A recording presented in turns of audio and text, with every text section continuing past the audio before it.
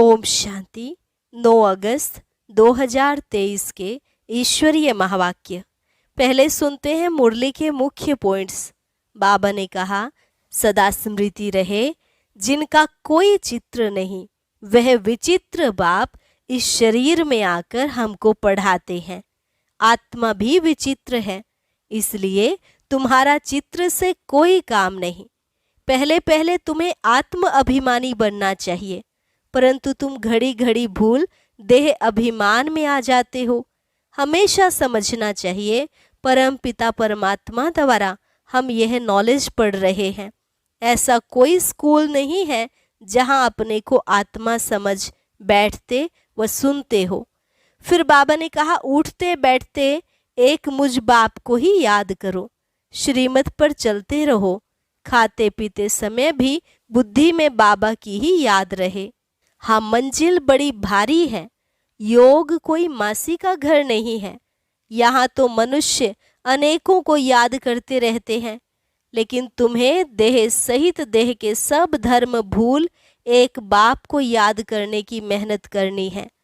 फिर बाबा ने एक और नई बात सुनाते हुए कहा, आत्मा तो निर्लेप नहीं है, परंतु मैं परम पिता परमात्मा निर्लेप जरूर हूँ, क्योंकि कोई भी दुख सुख या कड़वी मीठी चीज का मेरे ऊपर कोई असर नहीं होता।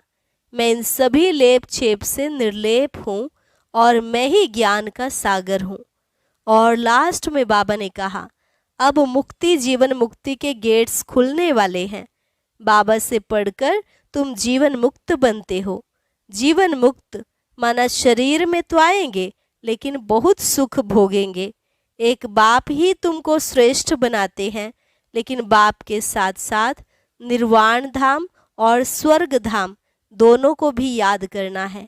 और अब सुनते हैं महावाक्यों को विस्तार से। मुरली का सार। मीठे बच्चे, ज्ञान की धारणा तब होगी जब देही अभिमानी बनेंगे। देही अभिमानी बनने वाले बच्चों को ही बाप की याद रहेगी। प्रश्न, किस एक भूल के कारण मनुष्यों ने आत्मा को निर्लेप कह दिया है? उत्तर, मनुष्यों ने आत्मा सो परमात्मा कहा, इसी भूल के कारण आत्मा को निर्लेप मान लिया। लेकिन निर्लेप तो एक शिव बाबा है, जिसे दुख सुख मीठे कड़वे का अनुभव नहीं। आत्मा तो कहती है फलानी चीज खट्टी है। बाप कहते हैं मेरे पर किसी भी चीज का असर नहीं होता है। मैं इन लेप छेप से निर्लेप हूँ, ज्ञान का सागर हूँ। वही ज्ञान तुम्हें सुनाता हूँ। गीत तकदीर जगा कर आई हूँ। ओम शांति। यह किसने कहा? आत्माओं ने कहा इन ऑर्गन्स द्वारा। आत्मा शांत स्वरूप है। मुझ आत्मा को यह शरीर मिलता है तब टोकी बनती हूँ। शरीर द्वारा अनेक प्रकार का कर्म करती हूँ। पहले पहले यह निश्चय करना है। और सत्संग में मनुष्य मनुष्य को सुनाते हैं, देहधारी बोलते हैं, कहेंगे फलाना महात्मा बैठा है। यहाँ यह बातें नहीं हैं। तुम समझते हो हम तो आत्मा हैं, यह शरीर रूपी ऑर्गन्स है। आत्मा परम पिता परमात्मा द्वारा सुन रही है, जिसका एक ही नाम है शिव। इस समय बच्चे बैठे हैं सुनने लिए। कौन सुनाते हैं? बेहद का बाप। जब परम पिता परमात्मा कहा जाता है तो बुद्धि योग ऊपर चला जाता है। शिव माना बिंदी। आत्मा भी बिंदी है, परमात्मा भी बिंदी है, परंतु उनको परम पिता परमात्मा कहा जाता है। वह बाप हुआ और आत्माएं बच्चे ठहरे। समझना है कि हम आत्मा इस शरीर द्वारा अपने पारलौकिक बाप की संतान बनी हूँ। तुम बच्चों को देही अभिमानी बनना पड़े। और सब जगह मनुष्य मनुष्य को समझाते हैं। कोई गीता पाठी होते हैं, वह भी गीता को याद कर कहेंगे गीता में भगवान ने ऐसे ऐसे कहा है। समझते हैं भगवान ने साकार में यह गीता सुनाई थी। कोई बैठ वेद शास्त्र सुनाते हैं, वेद तो मनुष्यों ने रचे हैं। निराकार भगवान वेद नहीं बनाएंगे। व्यास तो मनुष्य था, व्यास को परमात्मा नहीं कहेंगे। परम पिता परमात्मा तो बिंदी है। बच्चे साकार में हैं, साकारी रूप है। बाप तो है निराकार।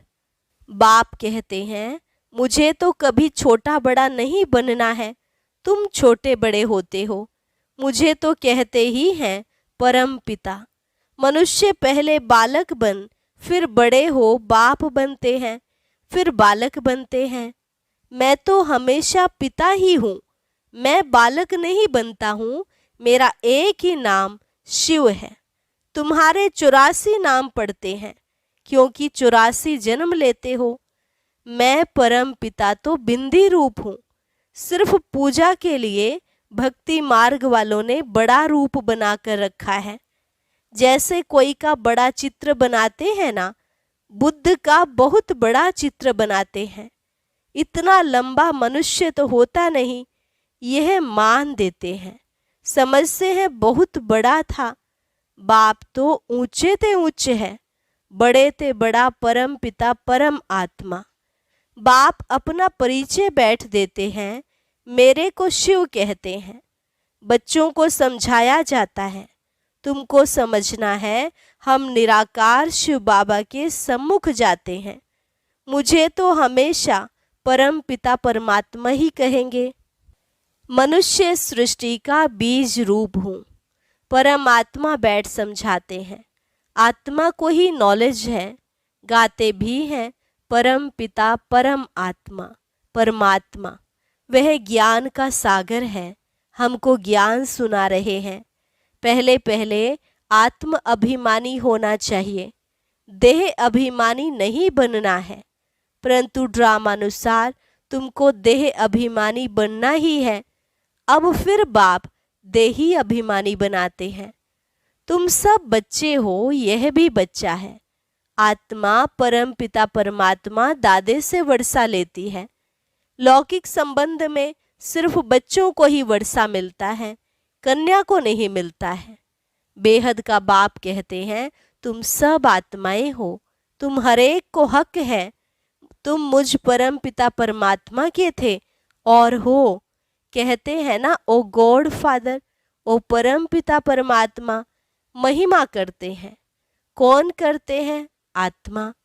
वह लौकिक फादर तो शरीर का है, यह है आत्माओं का बाप। आत्मा बुलाती है, ओ परम पिता परमात्मा। अविनाशी बाप को याद करते ही आए हैं, क्योंकि रावण राज्य में दुख ही दुख है। जब से रावण राज्य शुरू होता है, तब से याद करना शुरू होता है। याद तो बाप को ही करना है, क्योंकि वर्षा बाप से ही मिलता है। यहाँ तो मनुष्यों को बहुतों की याद रहती है। गुरु लोग एक की याद भुला देते हैं।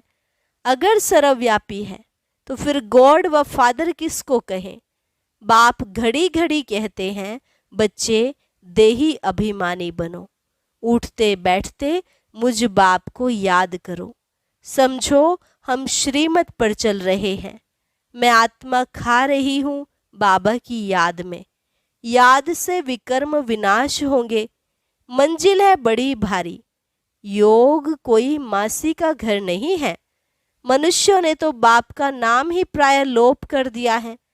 श्री कृष्ण तो बच्चा ठहरा। इतनी बड़ी प्रारब्ध जरूर बाप ने ही दी है। बाप समझाते हैं, देह सहित देह के सब धर्म भूल जाओ। यह नाम तो सब बाद में रखे गए हैं। तो यह समझना है कि परम पिता परमात्मा द्वारा हम यह नॉलेज पढ़ रहे हैं। और कोई ऐसे स्कूल नहीं है जहाँ समझे कि हम आत्मा हैं। तुम जानते हो, पहले सतो प्रधान थे, फिर सतो रजो तमो में आते हैं। खाद आत्मा में पड़ती है। मेरे में तो कभी खाद नहीं पड़ती। मैं एवर सच्चा सोना हूँ। तुम्हारी आत्माएं सब इस समय आयरनेजेड बन गई हैं। मम्मा भी कहेगी, हमने शिव बाबा से जो सुना है वही सुनाते हैं। शिव बाबा तो खुद ज्ञान का सागर है। यह बड़ी समझ की बातें हैं। बरोबर हम बाबा के बने हैं, वह हमें पढ़ाते हैं। बाबा से पढ़कर हम जीवन मुक्त बनते हैं। जीवन मुक्त माना इस शरीर में तो आना है, परंतु सुख भोगना है। मुक्ति सबको मिलती है, परंतु जीवन मुक्ति में तो नंबरवार आते हैं। मुक्त तो सब आत्माएं होती हैं। दुख से आधा कल्प के लिए मुक्त कर देते हैं। कहते हैं तुमको लिबरेट कर जीवन मुक्त बनाता हूँ। फिर कोई कितने जन्म लेते, कोई कितने जन्म लेते हैं। जीवन मुक्त तो सब बनते हैं। सदगति दाता है ही एक। जो भी धर्म स्थापक हैं, सब पुनर्जन्म लेते लेते अब तमो प्रधान बने हैं। मैं आकर सबको इन दुखों से छुड़ाता हूँ, इसलिए मुझे लिबरेटर कहते हैं। मुक्ति जीवन मुक्ति दाता कहते हैं। मुक्ति अर्थात अपने घर साइलेंस धाम में जाना। बाप भी परम धाम से आते हैं, जिसको परलोक कहा जाता है। तुम निर्वाण धाम और स्वर्ग धाम दोनों को याद करते हो। स्वर्ग और नरक यहाँ ही होता है। इस समय सब समझते हैं यह नरक है, कितना दुख पाते रहते हैं। गरुड़ पुराण में तो बहुत रोचक बातें लिख दी हैं, जिससे मनुष्यों को डर हो और पाप करने से बच जाएं। इसलिए ऐसी ऐसी बातें बैठ बनाई हैं। द्वापर से यह शास्त्र बनाना शुरू करते हैं। बाप कहते हैं मैं आकर ब्रह्मा द्वारा ब्राह्मण धर्म रचता हूँ। वह फिर सूर्यवंशी चंद्रवंशी बनते हैं। 2 युग में कोई धर्म स्थापन करने वाला नहीं आता है। फिर 1-2 के पीछे सब नंबरवार आते हैं और अपने अपने धर्म को जानते हैं। यह देवी देवता धर्म प्रायः लोप हो जाएगा। फिर अपने को देवता कहला नहीं सकेंगे। पतित कैसे श्री श्री अथवा श्रेष्ठ कहलाएंगे? बाप ही श्रेष्ठ बनाते हैं। देवी देवताओं को श्रेष्ठ कहा जाता है। उनके चित्र भी हैं, परंतु समझते नहीं कि देवी देवता धर्म कब था, किसने स्थापन किया। सतयुग की आयु ही लंबी कर दी है। अब बाबा कहते हैं बच्चे अपने को आत्मा समझो, बाप को याद करो। अब खेल पूरा होता है। देखते नहीं हो अब मुक्ति जीवन मुक्ति के गेट्स खुल रहे हैं। मुक्ति जीवन मुक्ति दाता तो एक ही है। यहाँ तो देखो जगत माता का टाइटल भी कोई कोई को दे देते हैं। वास्तव में जगत अम्बा यह है ना। ऐसे कोई भी नहीं होगा जो जगत पिता भी हो, शिक्षक भी हो, जगत गुरु भी हो। भल मनुष्य अपने पर नाम बहुत रखाते हैं, परंतु है नहीं। कहाँ वह लक्ष्मी नारायण, कहाँ यह विकारी भी अपने ऊपर टाइटल रख देते हैं।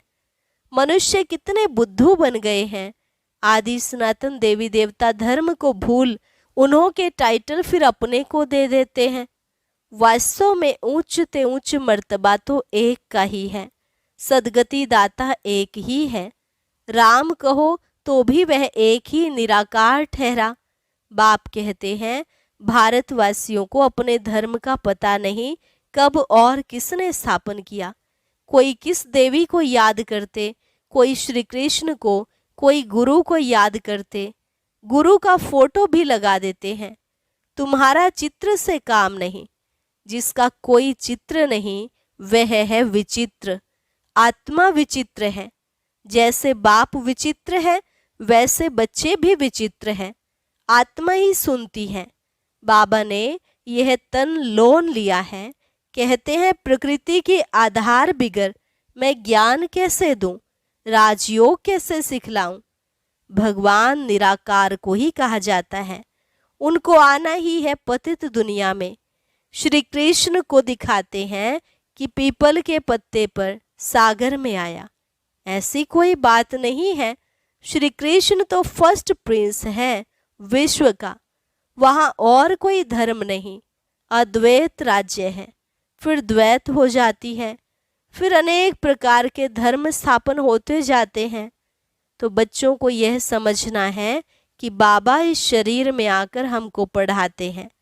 बाबा कहते हैं मैं अशरीरी हूँ, इस शरीर द्वारा तुमको ज्ञान देता हूँ। मैं हूँ ज्ञान का सागर। ये सब बातें बाप बैठ समझाते हैं। सिर्फ ईश्वर व परमात्मा कहने से बाप का संबंध भूल जाता है। परमात्मा बाप है, उनसे वर्षा मिलता है, यह भूल जाते हैं। वह हमारा बाप है, क्रिएटर है, हम उनकी रचना है। उसने क्रिएट किया है, कोई तो रचता होगा ना। बाबा ने समझाया है, पुरुष हद का ब्रह्मा है। बच्चों को क्रिएट करते हैं, पहले स्त्री को अडॉप्ट करते हैं, फिर उनके द्वारा बच्चे क्रिएट करते हैं। बाबा भी कहते हैं, मैं इन द्वारा क्रिएट करता हूँ। स्त्री तो जरूर चाहिए ना। बाबा कहते ही हैं, तुम मात पिता, तो ये ब्रह्मा माता हो गई। इन द्वारा अडॉप्ट करते हैं तो तुमको ब्रह्मा मुख वंशावली कहेंगे। तुम बाप के बने हो इन द्वारा। यह बड़ी वंडरफुल बातें हैं, शास्त्रों में यह नहीं है। मुझे कहते हैं नॉलेजफुल, जानी जाननहार। मनुष्य समझते हैं परमात्मा सबके अंदर की बातें जानते हैं, थॉट रीडर हैं। लेकिन इतने सबका थॉट रीडर कैसे बनेगा? बाप कहते हैं, मैं मनुष्य सृष्टि का बीज रूप हूँ, मैं चैतन्य हूँ, मैं सत्य हूँ। आत्मा भी चैतन्य है, शरीर असत्य है, घड़ी घड़ी बदलता रहता है। आत्मा तो नहीं मरती, आत्मा यह नॉलेज ग्रहण करती है। बाप समझाते हैं, मैं परम पिता परमात्मा निर्लेप हूँ, अर्थात दुख सुख का अथवा कड़वी मीठी चीज का मुझे कोई असर नहीं होता है। मैं इन लेप छेप से निर्लेप हूँ, ज्ञान का सागर हूँ। मनुष्य फिर कहते हैं कि आत्मा निर्लेप है, क्योंकि आत्मा सो परमात्मा एक है। एक ने कहा, बस उसके पीछे फॉलो करते रहते। बाप कहते हैं, मैं निर्लेप हूँ, मुझे कोई खट्टा खारा नहीं लगता। यह इनकी आत्मा कहती है फलानी चीज खट्टी है। मेरे में सारे सृष्टि का ज्ञान है जो आत्माओं को पढ़ाता हूँ। तुम हरेक को समझना है, हम आत्मा परम पिता परमात्मा द्वारा सुन रहे हैं। यहाँ तो बरोबर भगवान वाच है, निश्चय करना चाहिए गॉड क्रिएटर इज वन। पहले पहले मुख्य बात है भारत की। भारत को अविनाशी खंड कहा जाता है। यह भारत है बर्थ प्लेस पतित पावन बाप का। यह बहुत उच्च खंड है। यहाँ लक्ष्मी नारायण की राजधानी होगी। यह तुम जानते हो कि बाप फिर से देवी देवता धर्म की सैपलिंग लगा रहे हैं। जो इस धर्म के होंगे वही आकर वर्षा लेंगे। इसको सैपलिंग कहा जाता है। बाबा ने समझाया है, देही अभिमानी बनना है। बाबा हमको पढ़ा रहे हैं, हम इन कानों से सुनते हैं, पढ़ते हैं, पढ़ाते हैं।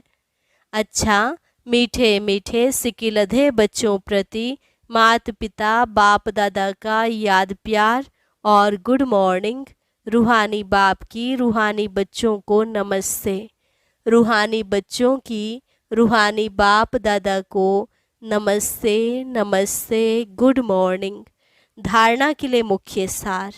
पहली पॉइंट, चित्र को भूल विचित्र बन। विचित्र बाप को याद करना है। देह सहित देह के सब धर्मों को बुद्धि से भूलना है। देही अभिमानी हो रहने का अभ्यास करना है। देवी देवता धर्म का सैपलिंग लग रहा है, इसलिए पावन जरूर बनना है। दैवी गुण धारण करने हैं। वरदान, अलौकिक जीवन की स्मृति द्वारा वृत्ति स्मृति और दृष्टि का परिवर्तन करने वाले मर्जीवा भव। अलौकिक जीवन की स्मृति द्वारा वृत्ति स्मृति और दृष्टि का परिवर्तन करने वाले मर्जीवा भव। ब्राह्मण जीवन को अलौकिक जीवन कहते हैं। अलौकिक का अर्थ है इस लोक जैसे नहीं, दृष्टि स्मृति और वृत्ति सब में परिवर्तन हो। सदा आत्मा भाई भाई की वृत्ति व भाई बहन की वृत्ति रहे। हम सब आपस में एक परिवार के हैं, यह वृत्ति रहे। और दृष्टि से भी आत्मा को देखो, शरीर को नहीं, तब कहेंगे मर जीवा। ऐसी श्रेष्ठ जीवन मिल गई तो पुरानी जीवन याद आ नहीं सकती। स्लोगन, सदा शुद्ध फीलिंग में रहो तो अशुद्ध फीलिंग का फ्लू पास भी नहीं आ सकता। सदा शुद्ध फीलिंग में रहो तो अशुद्ध फीलिंग का फ्लू पास भी नहीं आ सकता। अच्छा, ओम शांति।